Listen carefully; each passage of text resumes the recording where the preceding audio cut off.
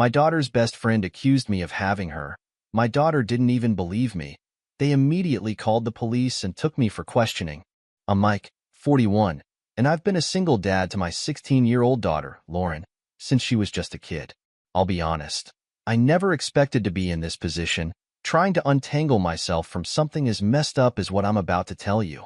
I've spent years raising Lauren, and we've built a pretty strong father-daughter relationship. I thought I was a decent parent, though never perfect. That said, what happened recently turned my world upside down in a way I never thought possible. It all started one Friday evening when Lauren asked if her friend Kelly could stay the night. I'd met Kelly a couple of times, mostly in passing. She seemed like a typical teenager, friendly enough, though maybe a little too bold sometimes. But I trust Lauren's judgment, so I didn't think twice about saying yes. I figured they'd watch some movies, talk about school drama, maybe sneak a few snacks past midnight. Nothing unusual, right? Lauren and Kelly spent most of the evening hanging out in Lauren's room, laughing and making noise the way teenagers do. Around midnight, I went to check on them, mostly just to tell them to keep it down since I had work early the next day. When I knocked and peeked in, they were both sitting cross-legged on the bed, phones in hand, and they just waved me off, laughing and rolling their eyes like I was the world's biggest annoyance. It was normal, and I left them to it. After a while, I went to bed, figuring that was the end of it. At some point in the early morning, maybe around 2 a.m., I woke up and thought I heard someone moving around downstairs. I assumed it was Lauren getting a glass of water or something, but just to be sure, I got up and headed to the kitchen. When I got there, I was surprised to see Kelly standing by the fridge. She was dressed in one of those oversized t-shirts that teenagers seem to live in, looking slightly nervous when she noticed me. "Hey, couldn't sleep?" I asked, trying to keep things casual. Kelly shrugged, giving me a small, shy smile. "Yeah, I guess. Sorry if I woke you up." I shook my head, saying it was fine. But then something about her demeanor struck me as odd. She lingered a little longer than I expected, just standing there in the dimly lit kitchen. I couldn't put my finger on it at first, but there was this look in her eyes, a kind of focus or intensity that felt out of place. "Is everything all right?" I asked. She hesitated for a moment, biting her lip in a way that felt almost too deliberate. Then, to my utter shock, she stepped forward, closing the space between us. Before I could fully process what was happening, she reached out, brushing her hand over my arm, and leaned in, her face alarmingly close to mine. "Kelly, what are you doing?" I asked, my voice barely more than a whisper, trying to keep calm even though my mind was racing.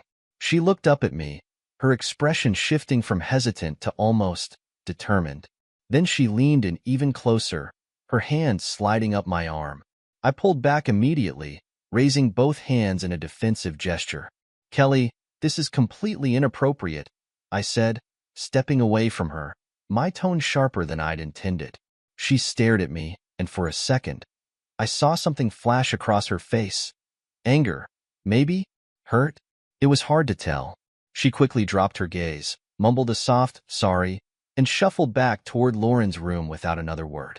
I stood there in shock for a long moment, trying to wrap my head around what had just happened.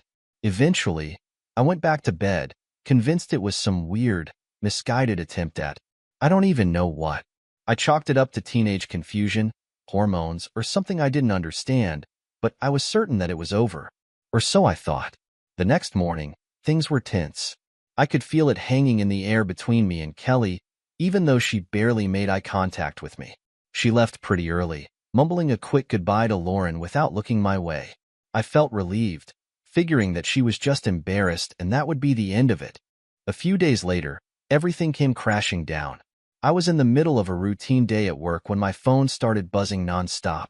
Text from Lauren, missed calls from numbers I didn't recognize, and a voicemail from the school counselor, all demanding my immediate attention. I felt a pit form in my stomach as I listened to the voicemail. Apparently, Kelly had accused me of inappropriate behavior. I could barely believe it. The words felt surreal, echoing in my ears as I tried to process what I was hearing. I kept thinking, this can't be happening, but it was. I raced home, my mind in a complete frenzy. Lauren was in her room, crying, refusing to look at me. She'd heard from Kelly, and she was upset, angry, confused, all of it directed at me. It was like a nightmare. "Dad, how could you?" she asked, her voice breaking.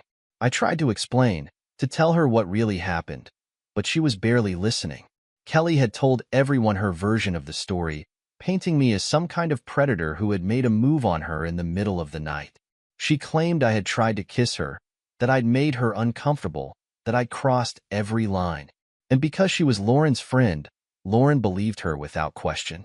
I spent hours trying to explain to Lauren, telling her exactly what happened. I could see how much she wanted to believe me, but Kelly was her friend, and the doubt lingered in her eyes. It hurt more than I could put into words, knowing that my own daughter thought I might be capable of something so vile. Then, things escalated further. The school got involved, and suddenly it wasn't just between me, Lauren, and Kelly. I was getting calls from other parents, some of whom I barely knew, questioning me, subtly accusing me, and hinting that they'd heard things. Word had spread fast, and the story seemed to grow with each telling. Days turned into weeks, and I felt the weight of every stare, every whisper. Parents in the neighborhood started avoiding me. People who used to wave or nod in my direction acted like they didn't even see me anymore. It was like a dark cloud had settled over my life, and there was no way to shake it off. I decided to reach out to Kelly's parents, hoping that they might understand. I thought if I could just explain to them, maybe they could talk to Kelly, maybe even get her to tell the truth. But when I tried, they slammed the door in my face. They didn't want to hear it. They believed their daughter, and to them, that was the end of it. I felt completely isolated.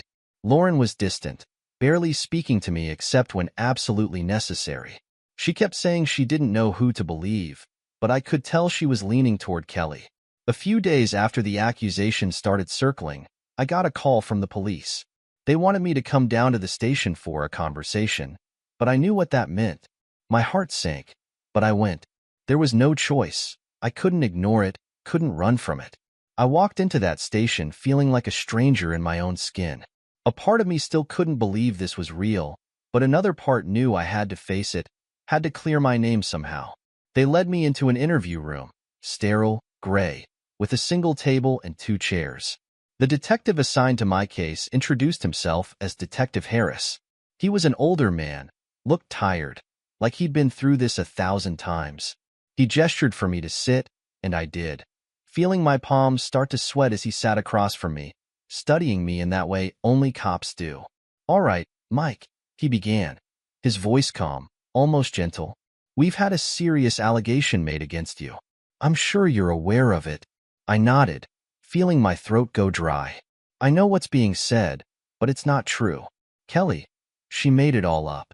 I swear to you, Detective, I didn't do anything to her. I told her to back off when she tried to get close to me. That's all." Detective Harris listened, expression unreadable. He nodded slowly, taking notes as I talked, asking a few questions here and there. How well did I know Kelly? Had there ever been any other incidents? Did I have a history of anything remotely inappropriate? He was careful with his words, but I could tell he was searching for something. Some crack, some inconsistency. I felt sick under his gaze, like I was guilty just by sitting there. As I answered each question, telling him every detail I could remember, it became clear that Lauren had already sided with Kelly. She'd apparently spoken to the police, backing up Kelly's story. My own daughter believed that I was some kind of predator. The realization hit me hard, a weight settling deep in my chest. Lauren had looked me in the eye just days ago and chosen to believe her friend over me, her own father. Detective Harris eventually closed his notebook and looked at me with something almost like sympathy. "Look, Mike, I know this isn't easy. These situations never are. But right now, there's a young girl accusing you, and she's got people backing her up. I need you to understand how serious this is." I nodded, trying to keep myself together. "I understand, but I didn't do it. I would never do something like that." He studied me for a moment longer before finally letting me go. Walking out of that station felt surreal, like I just stepped into some parallel universe where everything was warped and twisted. I got back in my car and just sat there, numb, staring out the windshield. The weight of what had happened settled in, heavier than ever. My daughter, the person I'd sacrificed everything for, worked so hard to protect and raise, had turned her back on me. Over the next few days, things went from bad to worse. Lauren, who'd already been cold and distant, took things a step further. One night, I saw a notification from social media. Lauren had made a post. My stomach dropped as I read her words. "Believe women," that's all it said. But that single phrase felt like a knife to my heart. She'd chosen her side, and it wasn't mine. She blocked me on every platform, cutting off any possibility of contact. I tried calling her friends, asking them to help me reach out, but no one answered. It was like the whole world was turning against me, and there was nothing I could do to stop it. I kept trying, though. I reached out to her mom, my ex, hoping she might be able to get through to Lauren, but even that backfired. Apparently, Lauren had already talked to her, and her mom believed Kelly's story too. She said things like, "This is serious, Mike. I never thought you'd do something like this, but maybe I didn't know you as well as I thought." Hearing that from her only added salt to the wound. My ex and I had our differences, but I never thought she'd think I was capable of something like this. I started to feel like I was drowning in a tidal wave of accusations and betrayal, with no lifeline in sight. The police investigation dragged on, and every day felt like an eternity. I barely slept, barely ate. All I could think about was how my life had fallen apart overnight. Friends who used to call or visit suddenly kept their distance. Colleagues at work looked at me differently, some whispering behind my back, others avoiding me altogether. I was becoming a pariah in my own community, and it felt like there was no escape. A few weeks into the investigation, I was called back into the station. This time, Detective Harris had more questions, more details that had apparently come up. Kelly had claimed that I'd made advances on her multiple times, that I'd been inappropriate with her even when Lauren wasn't around.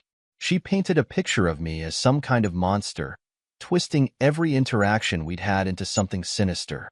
Sitting there, listening to Harris recount Kelly's accusations, I felt my pulse racing. I wanted to scream, to tell him that none of it was true, that this was all some kind of nightmare. But I forced myself to stay calm, answering each question with as much clarity as I could. I told him, again and again, that I'd done nothing wrong, that Kelly had come on to me and I'd rejected her. But it felt like my words were falling on deaf ears. The investigation seemed to gain momentum, as though every word Kelly said was adding fuel to the fire. The more she talked, the more it felt like I was sinking deeper into a hole I couldn't escape. Lauren, meanwhile, continued to distance herself, making it clear that she wanted nothing to do with me. I was officially dead to her. One night, I found myself scrolling through her social media, desperate to understand what was going on in her mind.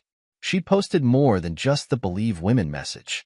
There were other posts now, photos of her and Kelly, smiling, laughing, with captions that hinted at the strength they were finding in each other. It was like I was watching my own daughter celebrate my downfall, and it tore me apart. I tried to reach out to my own family, hoping they might understand, might believe me, but even they were hesitant. My sister, who'd always been close to me, seemed distant when I called her. "Mike," she said softly, "I want to believe you, but this is serious. Kelly wouldn't just make something like this up. And Lauren, she's hurting. Maybe you should just step back for a while. Give her some space." Her words crushed me. I was losing everyone, one person at a time, and there was nothing I could do about it. After Lauren's post and the police investigation, the fallout hit fast and hard. Every time I left the house, I felt the weight of people's eyes on me. Neighbors who used to greet me with friendly waves now crossed the street when they saw me coming, pretending not to notice. It was like a cloud of shame followed me everywhere, and I couldn't shake it. One morning, I went to the grocery store, trying to keep my head down and finish shopping as quickly as possible. I knew people had been talking, but I wasn't prepared for what I saw. As I rounded a corner in the store, I saw Mrs. Jenkins, an older woman who'd lived on my street for years, standing there with her son, Ben. They both gave me a look of pure disgust. Mrs. Jenkins shook her head, whispering something to Ben as if I couldn't hear. When I passed by, I heard her mutter, "The nerve of him showing his face around here." Ben didn't even try to hide his disdain. "People like him don't deserve a second chance," he spat, loud enough for me to hear. I felt a chill run through me, the realization sinking deeper. These were people I'd known for years, people I'd helped with groceries, fixed their mailboxes, even invited over for barbecues.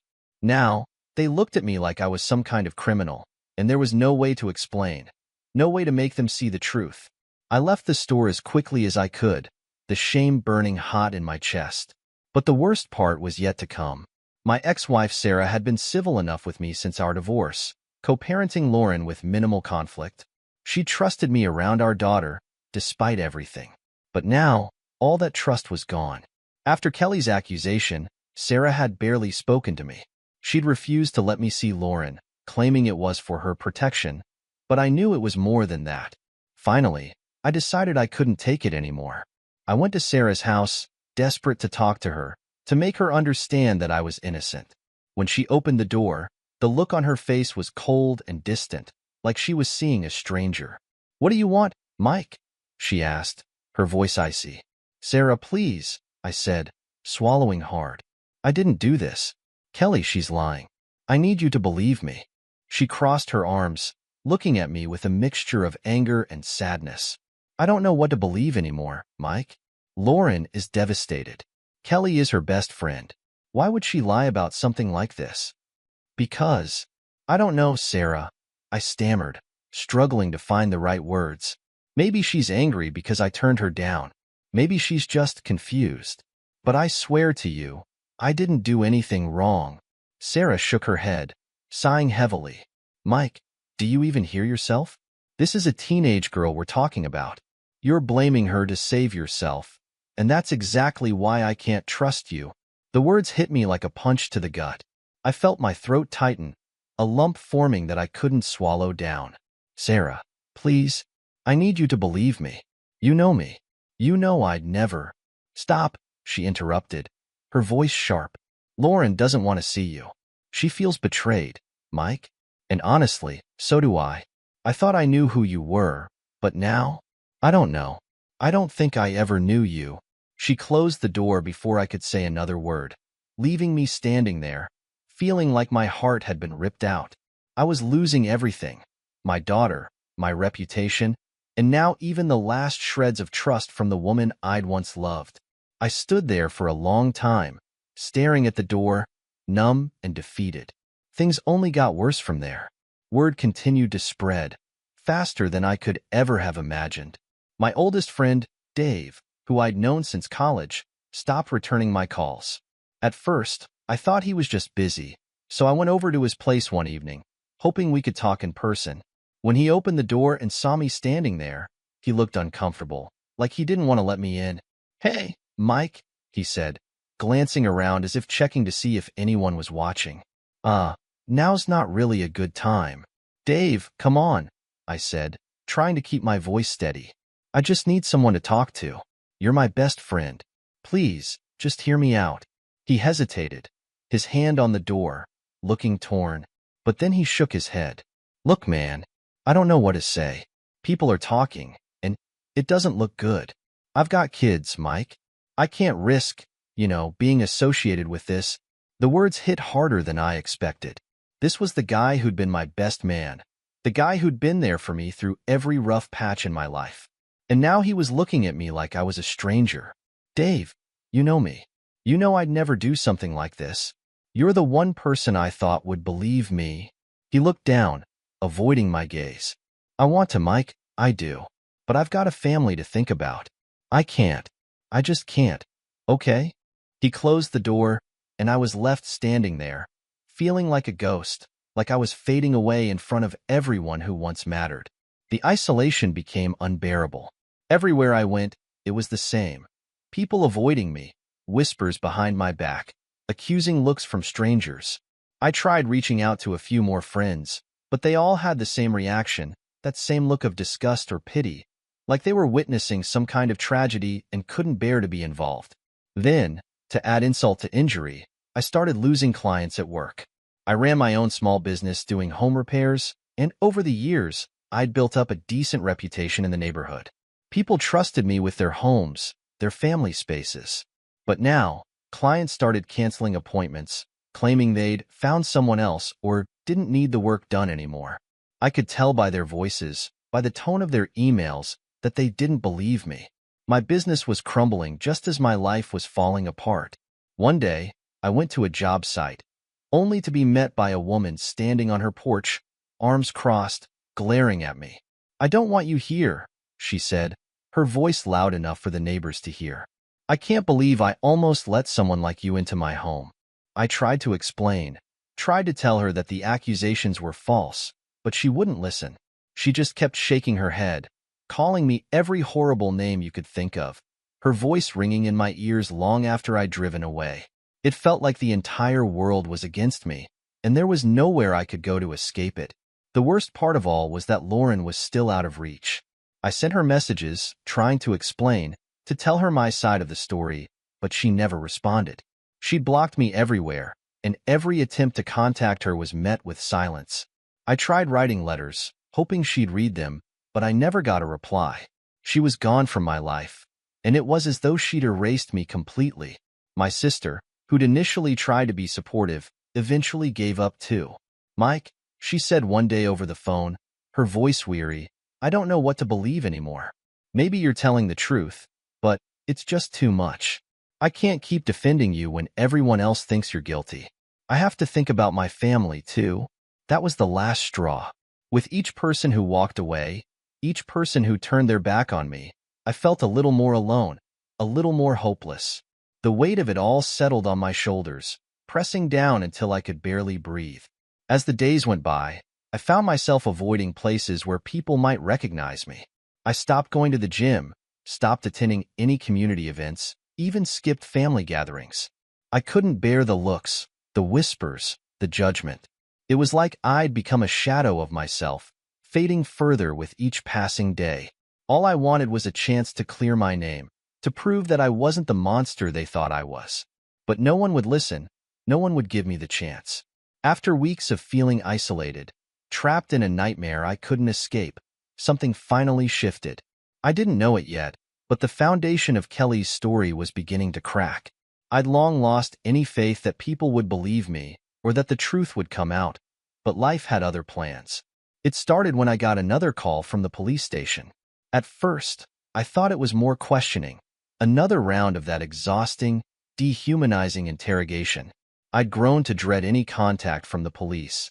Each encounter felt like one step closer to losing what little life I had left. But this time, when I walked into the station, there was a different air about the place. Detective Harris greeted me, and for the first time since the investigation began, I noticed a subtle change in his tone. It was less accusatory, almost curious. "Mike," he said, gesturing to the chair across from him. "Take a seat." I sat down, tension coiling in my gut, bracing for whatever might come next. Harris had a file open on his desk, pages of notes and documents strewn across it. He looked down at them, tapping his pen thoughtfully before he finally spoke. "We've been following up on some details from Kelly's statements," he began, his eyes flicking up to meet mine. "And we've noticed a few inconsistencies." I could barely believe my ears. For weeks, I'd been the guilty one in everyone's eyes, the monster hiding in plain sight. And now, someone was actually questioning her story. "What kind of inconsistencies?" I asked, trying to keep my voice steady. Harris leaned back, his expression thoughtful. "It's small things at first. Details in her timeline that don't quite add up, claims that don't match witness statements or align with other evidence. She mentioned things that conflict with her previous statements, and, well, there's something else." He hesitated, as if weighing whether to say more. "Go on," I urged, my pulse racing. "There's been another report, a neighbor near Kelly's house. They came forward with some information about her stepfather, a man named Rick. According to this neighbor, Rick has a history. Apparently, there's been some tension between him and Kelly, and, well, it's not the first time they've suspected something inappropriate." The words hung in the air, heavy with implication. My mind reeled, trying to process what Harris was saying. If Kelly's story was falling apart, if there was someone else involved, someone who might be the real culprit, then maybe, just maybe, I had a chance to clear my name. "So, what happens now?" I asked, struggling to contain the hope stirring within me. Harris sighed. We'll need to bring Kelly in for more questioning. She'll probably deny it at first, but if there's something she's hiding, we'll find it. For now, we just need you to sit tight." I nodded, my mind racing. It was the first glimmer of hope I'd had since this nightmare began, but I knew it wasn't over yet. A few days later, I got a call from my lawyer, Mark, who'd been with me through the entire ordeal. "Mike," he said, his tone cautious but optimistic, "you might want to come down to the office. There's been a development." I drove over, my hands gripping the steering wheel so hard my knuckles turned white. When I arrived, Mark was waiting for me, looking as though he was holding back some big news. "They questioned Kelly again," he began, leading me into his office. At first, she stuck to her story, but eventually, under pressure, she started to crack. She admitted that her stepfather, Rick, had been well. She said he was the one who'd actually made advances on her. "She made the whole thing up about you because she was afraid of what he might do if she exposed him."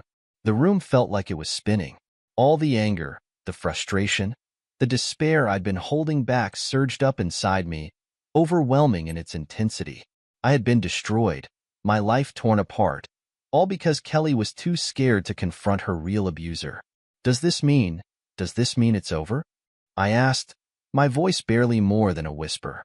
Mark gave me a sad smile. "They're going to close the case against you, Mike. But, well, the damage is done."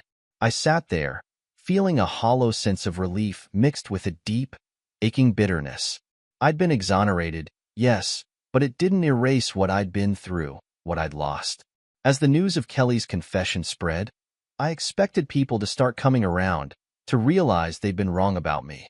But that didn't happen. The truth was out, but the stain of the accusation lingered. People are quick to believe the worst, but slow to let go of it. Lauren was one of the first people I thought of, the person whose opinion mattered most to me. She'd been silent, cutting me out completely, and I didn't know if she'd ever be able to forgive herself or me. I wanted so badly for her to see that I was innocent, to realize that she'd abandoned me when I needed her most. But even as I waited, hoping she'd reach out, the silence stretched on. Days turned into weeks, and my world remained shattered. It had been weeks since Kelly's confession, since the truth had finally come out, and yet I still felt like a ghost, wandering through the fragments of my shattered life. The people who had once filled my days were gone, lost in the shadow of false accusations and rumors that still seemed to hang over me. Even though I'd been exonerated, I was left to pick up the pieces of a life that could never be fully put back together. But above all the anger, shame, and betrayal I felt, one feeling stood out, a pain so raw and deep that it was almost impossible to face. My daughter's betrayal. Lauren, the person I had devoted my life to, the person I had loved and protected above everything else, had turned her back on me. She had been the first to believe Kelly's lies, the first to abandon me without so much as a conversation. I could still hear her voice in my head, the way she'd looked at me with fear and disgust, the way she'd blocked me out of her life as if I'd never been her father at all. Then, one day, after months of silence, I received an email. The sender's name was all too familiar, Lauren. My heart clenched as I stared at her name, a mixture of hope and dread pooling in my stomach. Part of me wanted to delete it without reading, to spare myself any more pain. But I couldn't resist. I had to know what she had to say. I clicked on the message, bracing myself. Subject: I'm sorry, Dad. Dad. I don't even know how to start this message. I feel like there's nothing I can say that will make this right, but I need you to know that I am so sorry. I can't believe what I've done. I don't know how I let it get this far, how I let myself believe something so horrible about you. I was so scared and confused, and I thought I was doing the right thing by believing Kelly. She's been my friend for so long, and I thought I was helping her. I was wrong. I was so wrong, and I don't know if you'll ever forgive me, but I had to try. I needed to tell you how much I regret everything. I should have trusted you. I should have known better. Please, if you can find it in your heart to forgive me, I want to make things right. I know I hurt you, and I'll spend the rest of my life trying to make it up to you if you'll let me. I miss you, Dad. I love you, and I am so sorry. Lauren. Reading her words was like reopening a wound that had barely started to scab over. Every sentence, every desperate plea, reminded me of just how deeply she had hurt me. She had doubted me, abandoned me, all because of something as flimsy as a rumor, a lie told by someone who was supposed to be her friend. I wanted to forgive her. I wanted to take her in my arms and tell her that everything would be okay, that we could move past this. But the betrayal lingered, sharp and unyielding. I closed my laptop, unable to look at the message any longer. The words swirled in my mind, a mix of bitterness and longing that made it impossible to think straight. I could feel the weight of every choice she'd made, every word she'd spoken against me. Even if I wanted to forgive her, even if I wanted to rebuild our relationship, I didn't know if I could. Days went by, and I tried to push her message out of my mind. I tried to bury the pain, to convince myself that I didn't need her apology, that I could move on without it. But every night, as I lay in bed staring at the ceiling, her words echoed in my mind, taunting me with the memory of what we'd lost. One evening, I was sitting alone in my living room, a glass of whiskey in hand, when my phone buzzed. It was a text from a number I didn't recognize. "Hey, Dad. It's Lauren. I know you probably don't want to hear from me, but I just wanted to say I'm sorry again." I stared at the screen, my heart pounding. The familiar surge of anger and sorrow bubbled up inside me, but there was something else there too. A small, fragile hope that maybe, just maybe, things could be different. But the memory of her betrayal was too strong, too raw, and I couldn't bring myself to respond. I set the phone down, ignoring the message. The texts kept coming, though. Every few days, Lauren would send another message, each one more desperate than the last. She talked about how lost she felt, how guilty she was, how much she wished she could go back and make a different choice. She told me about how she'd cut off contact with Kelly, how she confronted her about the lies and the damage they'd caused. She even tried calling me once, but I let it go to voicemail, unable to face her voice. Eventually, I listened to the message. Her voice was shaky, filled with regret. "Dad, please, I'm begging you. I know I messed up. I know I hurt you in a way I can't take back. But please, don't shut me out. I need you." Hearing her voice broke something inside me. I wanted to pick up the phone, to call her back and tell her that we could fix this. But every time I tried, the memory of her betrayal stopped me. I'd given her everything, and she had thrown it all away. How could I trust her again? A few days later, I was out running errands when I ran into an old friend of mine, Tom. He'd been one of the few people who hadn't completely abandoned me, though we hadn't spoken much since the accusations started. He looked surprised to see me, and after an awkward greeting, he asked, "Hey, Mike, how are you holding up?"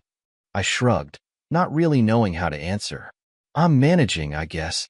He nodded, giving me a sympathetic look. "I heard about Lauren's apology. People are saying she's been trying to reach out to you." I felt a surge of anger at the reminder, but I kept my voice steady. "Yeah, she's been texting and calling. But I don't know, Tom. I don't know if I can forgive her." Tom sighed, nodding slowly. "I can't imagine what you're going through, Mike. But she's your daughter. Maybe it's worth giving her a chance." I wanted to agree with him, to believe that things could go back to the way they were. But deep down, I knew that the wound she'd left was too deep, too painful to ignore.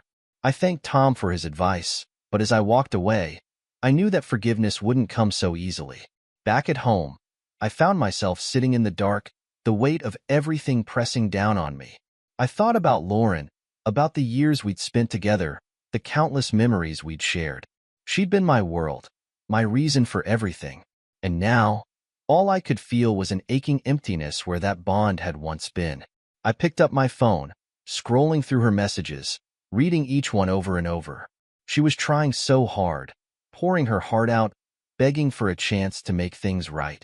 But no matter how sincere her words seemed, they couldn't erase the hurt she'd caused, the way she'd abandoned me when I needed her most.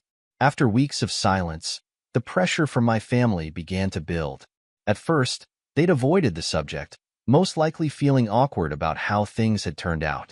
I think they assumed that, eventually, I'd come around on my own, that I'd see Lauren's apology as the beginning of a path back to normalcy. But I couldn't, and I felt the disappointment simmering beneath the surface whenever I was around them. Then, one evening, my mother called, her voice carrying that worried tone she always used when she was about to give me advice I didn't want to hear. "Mike," she started gently, "I've been thinking about you and Lauren. She's been reaching out, hasn't she?" "Yes, Mom. She has," I replied, already knowing where this was headed. "Well, don't you think it's time to, I don't know, try to mend things? She's still your daughter, Mike. You can't change that." I gritted my teeth, trying to stay calm. "Mom, you know what she put me through. She left me for dead the minute things got tough. And now you're saying I should just pretend like it didn't happen?" She sighed, a deep, exasperated sound. "I know it was hard on you, but think of how confused she must have been, how scared. She was young, Mike. She made a mistake. It doesn't mean she doesn't love you. It doesn't feel like love," I snapped, bitterness lacing my words. There was a pause on the other end of the line. "Please, Mike," she said finally, her voice softer, almost pleading. "Don't push her away. You're going to regret it." We hung up, but the conversation left a sour taste in my mouth. My own mother, someone who should have been in my corner from the beginning, was now urging me to forgive the very person who'd abandoned me at my worst. It felt like another betrayal, as if I'd been abandoned all over again. Days later, my sister Lisa showed up at my house, catching me off guard. She hadn't come around much since everything had gone down, and I could tell by the way she fidgeted with her keys that this wasn't a social visit. "Mike," she said, forcing a small smile. "Mind if I come in?" I nodded, stepping aside as she entered. I knew what was coming. I could see it in the way she glanced at me, eyes full of pity and hesitation. "Mom says you're still not talking to Lauren," she started, settling onto the couch. "She's worried about you, Mike. We all are." I leaned against the wall, crossing my arms. Funny, nobody seemed all that worried when they believed Kelly's lies. Lisa's face fell, and she looked down, fiddling with her ring. "That's not fair. None of us knew the truth, and we were just trying to protect Lauren." "Protect her from what, Lisa?" "Me." I shook my head, bitterness creeping into my voice. I was the one who needed protection. I was the one who got left to rot while everyone else believed the worst. She reached out, placing a hand on my arm. "I know, and I'm sorry for that, Mike. But you have to understand, we were all just scared. And now, Lauren is trying to make it right. Don't you think she deserves a second chance?" I pulled away, anger simmering beneath the surface. A second chance? After she threw me away like garbage? "I don't know if I can do that, Lisa. I don't know if I want to." Lisa stared at me, her eyes full of sadness. "You're going to end up alone if you don't let this go, Mike. Don't push everyone away just because you're hurting." I wanted to scream, to tell her that it wasn't that simple. But instead, I just sat there, feeling the weight of their expectations pressing down on me, the guilt they wanted me to carry for not forgiving Lauren. As the days turned into weeks, the pressure only grew stronger. My ex-wife Sarah called, her tone sharp and insistent. "Mike, enough is enough," she said, her frustration evident. "Lauren is hurting. She needs you. Do you really want to cut her out of your life over this? Do you have any idea what she did to me, Sarah?" I shot back, my patience wearing thin. "She left me for dead when I needed her the most. And now everyone thinks I should just forgive her because she feels bad." "People make mistakes, Mike," she argued. "She's your daughter. At some point, you have to let go of the anger, or it's going to eat you alive." But the anger wouldn't go away. It was a constant presence, a reminder of the betrayal I'd suffered at the hands of those who were supposed to stand by me. I felt trapped, unable to move forward, weighed down by the expectations of people who hadn't lived through my nightmare. It was as if everyone had forgotten the hell I'd endured, the weeks of isolation, the whispers, the looks of disgust from neighbors and friends. Finally, I realized that I couldn't keep living this way. I couldn't keep letting other people dictate my feelings, my life. I'd spent too long being judged, too long fighting for scraps of acceptance from people who hadn't given me the benefit of the doubt. It was time to make a change, to reclaim some semblance of control over my life. I made the decision to sell the house, The place where every room seemed to hold memories of a life that no longer existed. I needed a fresh start, a place where I could rebuild without the weight of betrayal hanging over me. I told my family about my plans, and the reaction was immediate. "What do you mean you're leaving?" my mother asked, her voice filled with shock. "I need to get away from here," I said, trying to keep my tone steady. "This place, it's too painful. Everywhere I go, I feel like people are looking at me, judging me. I can't live like this anymore." "But what about Lauren?" Lisa chimed in, her voice tinged with disbelief. "You're really going to just abandon her?" I felt a pang of guilt, but I pushed it down. "She abandoned me first, Lisa. I've been through enough. I need a fresh start." The arguments, the guilt trips, they all kept coming, but I'd made up my mind. I contacted a real estate agent, put the house on the market, and started looking for places far away from the memories that had become too painful to bear. After a few months, I found a small town a few hours away, a quiet place where nobody knew my name, where I could start over without the weight of my past dragging me down. I packed up my belongings, leaving behind the house where I'd raised Lauren, the place that had once been filled with laughter and warmth but had since turned cold and hollow.